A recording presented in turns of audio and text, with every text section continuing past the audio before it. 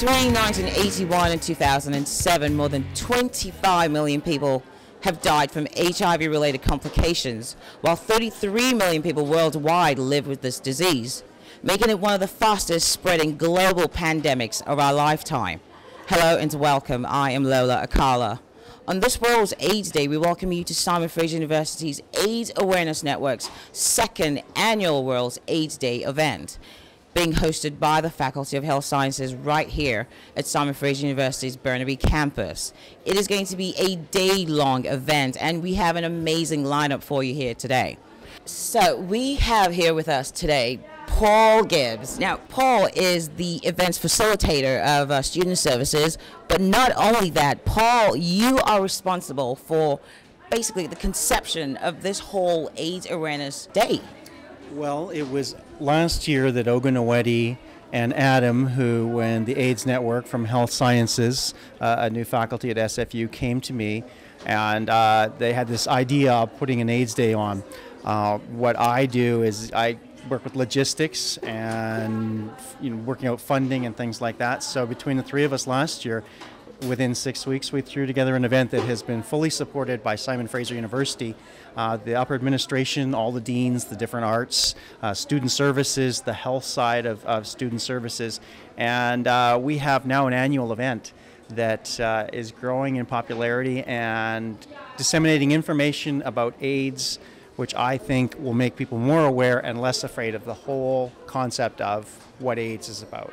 There is no doubt about that, and this is partly what we are trying to really guard against, the stigmas and the prejudice of this disease. Now, what impact have you seen from just having had your first annual inaugural year last year and today? Like, how are the challenges that you faced in trying to put this together today? Well, the challenge is always finding a budget, within constrained times. Making it an awareness thing and an education thing that crosses the borders of students, faculty, staff, and finding the backing for it that makes it a sustainable event and an event that can go on each year. Then we find an area that can support the event. We try to keep it so that it's intimate, so that we have that, because AIDS is synonymous with a few things, and that is like it's a sexually transmitted disease, so we want to have fun with that. We don't want to make it something that's to be afraid of or looked upon as being bad, because it's not. We want to make it more fun, so we come up with things like we give away kisses today. So if we're wanting to make sure people have as many kisses as they want. We're doing things with the AIDS ribbons so that they can wear something like that.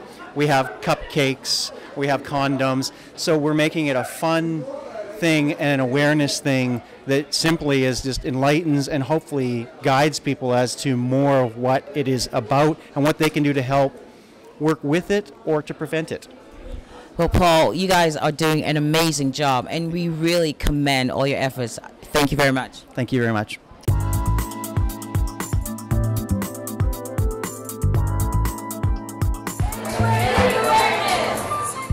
With us here, Ashley Shaw, President of AIDS Awareness Society. Ashley, how are you? Wonderful, actually. It's been a phenomenal day. The energy in this place has just been overwhelming, but wonderful to see that support. So I feel good. Yeah, I was just going to say how it has been an amazing day. Absolutely, you guys have had an array of just activities, different information booths, really everything educational that people can learn about how AIDS and HIV really impacts us and our communities. Now, I know you guys have done so much work. You have been at this for months now, just trying to get this event together.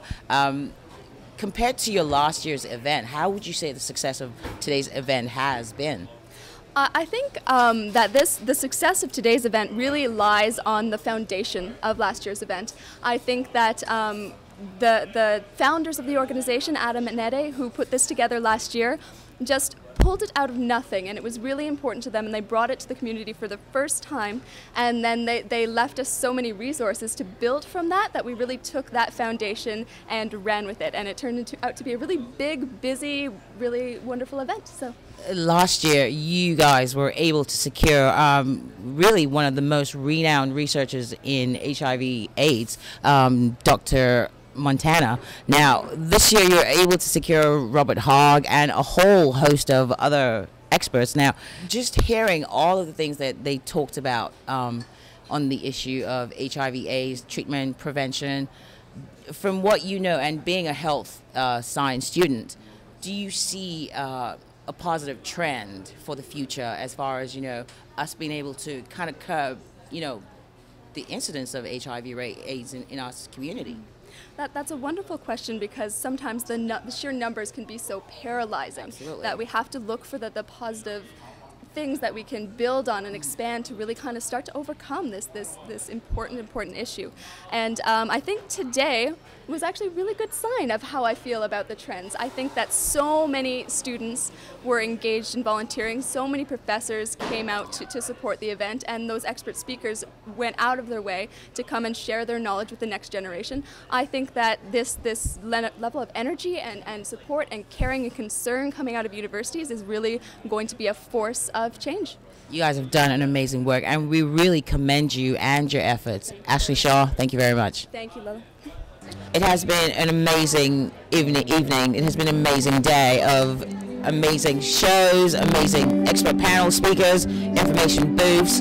This 2009 World AIDS Day was truly a magical success. The AIDS Awareness Network of Simon Fraser University were able to do an amazing job of this event, and hopefully we'll see you next year. Thank you very much. Good night.